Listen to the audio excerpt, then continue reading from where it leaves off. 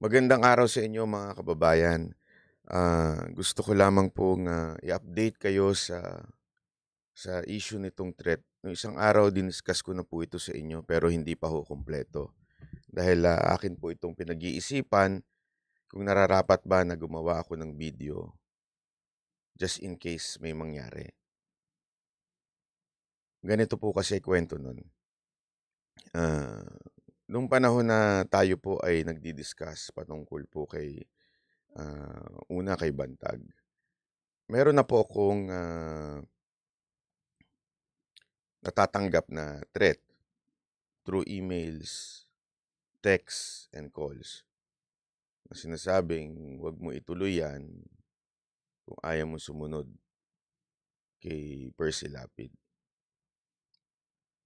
Alam nyo, yung time na yun, syempre, alam mo naman tayo, ang mga threats hindi naman po natin ganun kiniseryoso. Although I was advised by my father na mag-ingat. Dahil nga po hindi ho yun na biro yung mga ganong bagay.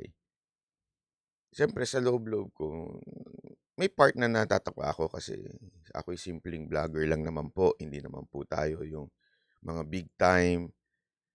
Although I also contribute sa Remate at sa isa pang tabloid. Gayunpaman, hindi ko ho ito masyadong tinitake seriously. Pero gumawa na po ako ng mga hakbang for my security. And hanggang sumunod yung kay Tebes. And napipikon talaga itong taon to. So tumitindi yun until noong December. Sabi ko nga po sa inyo when I was in Japan, kung ano-anong call, as in at least 10 calls a day ang natatanggap ko with different numbers. Sabi ko, baka naman pinagtitripan lang ako nito, ganito, ganito. And itong January,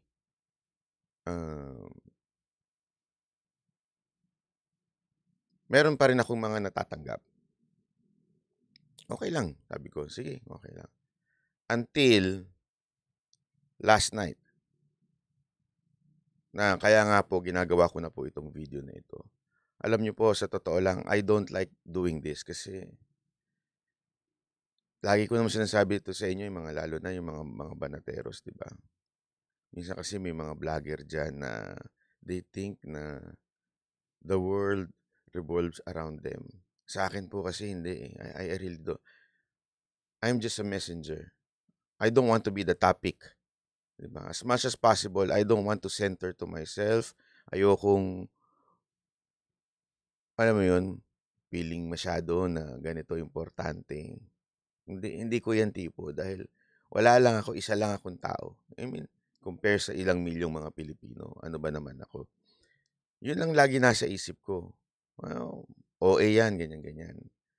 But last night, I received a very concrete news. Ito kasing konteksto nun. You can check, you can verify if you want. Before, noon pa, wala pa sa politics, medyo pumasok po ako sa isang ahensya ng gobyerno. Just to be, to be honest, sa NBI po. Although it was not an organic, I made some friends. Siyempre, meron tayong mga makikilala. Ito ngang isang kaibigan po natin na lehitimong agent. Kasi dalawa po yan sa NBI. Meron yung talagang agent, which is yung abogado and certified accountant. Yan ho yun, yung mga lehitimong organic. O lehitimo naman din ito isa. Yung isa naman yung confidential agent. Usually ho, itong mga confidential agent, wala akong sahod dyan. Okay? Sila ho talaga yung usually tumatrabaho doon sa mga nababalitaan natin na hindi magaganda.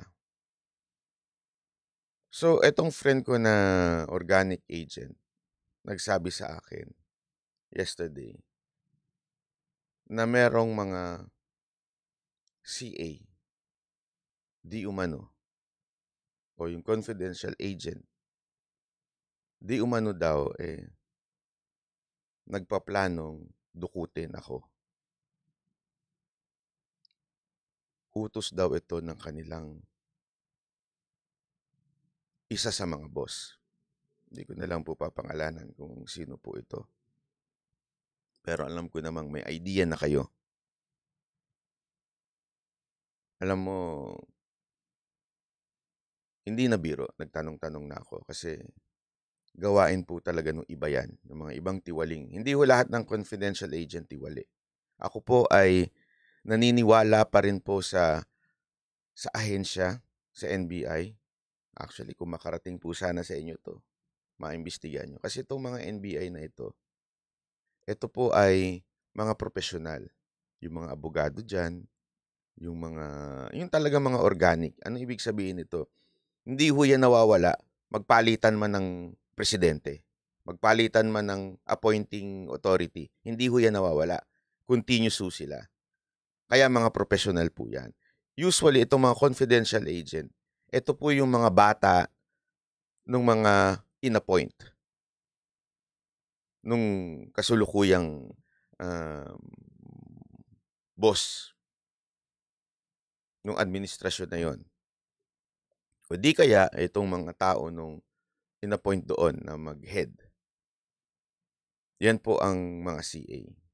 Kaya ang kasip nga po, hindi sila makapasok ng agent dahil nga po hindi sila abogado o kaya certified accountant.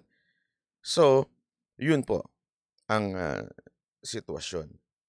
So, nung nalaman ko po yun, siyempre po, para sa kaalaman ng iba, nagdodobling ingat ako at nagdodoble rin po ako ng seguridad ko sa aking buhay. But again, as I've said kahapon, isang araw, sabi ko nga, lahat naman po tayo dyan ng patunguhan. Diba? Ako naniniwala ako dyan. Yan ang isang bagay na pinaniniwalaan ko with all of my heart. Sabi nga nila, di ba? To live is Christ and to die is gain.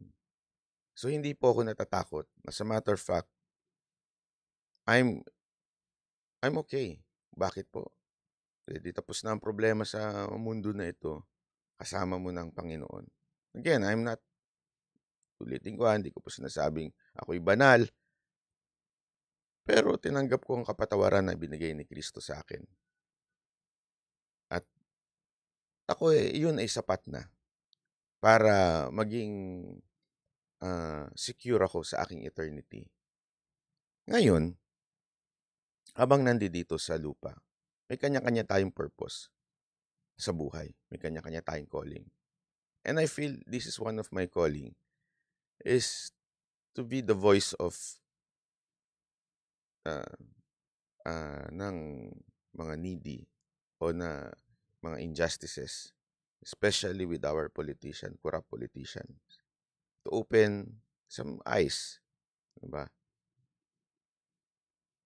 Kaya nga po, just in case lang, something happened to me. Although again, dinoble ko po. So yung mga mahal ko sa buhay, wag po kayo mag-alala. Just in case lang po, ito lang yung video na ito, i-share ninyo, i-play ninyo na magkaalaman kung sino talaga ang yumare. Kasi hindi na ho ito kwento-kwento, hindi na ho ito marites. Ito po ay narinig ko na po mismo doon sa kakilala natin sa loob. At doon naman sa mga mapapag-utusan lang. Ito na ang sinasabi ko sa inyo. Kung mahal nyo pamilya mo, kung mahal ninyo ang inyong pamilya, kung alam nyo po na ang inyong pamilya ay kailangan kayo, huwag nyo na pong gawin. Dahil hindi po ako papakuha ng buhay. Gayon din ang aking mga kasamahan. Sisiguraduhin meron mangyayari sa inyo. Hindi ho kami uurong. Ito hong mga nasa paligid ko ay mga handa ibuwis ang kanilang buhay. Ang tanong ko sa inyo, kayong mga napag-utusan, handa ba kayo? Dahil kawawa ang pamilya nyo. At ikaw namang boss nila, alam mo mas maganda, magpahinga ka na lang. Isipin mo na lang yung iyong mga pamilya na spend time with your family instead of doing this. Why? Even if you kill the message, kill the messenger, you cannot kill the message. Ayan ang tatandaan mo.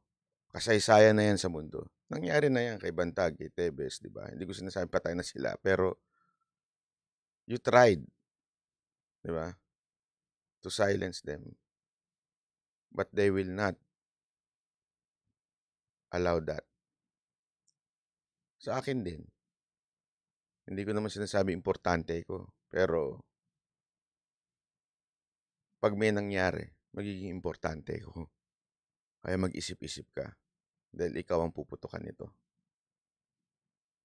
Sa mga confidential agent, di umanong napag-utusan, isipin nyo na lang yung pamilya nyo. Maraming salamat po. Ako si Banat Bay.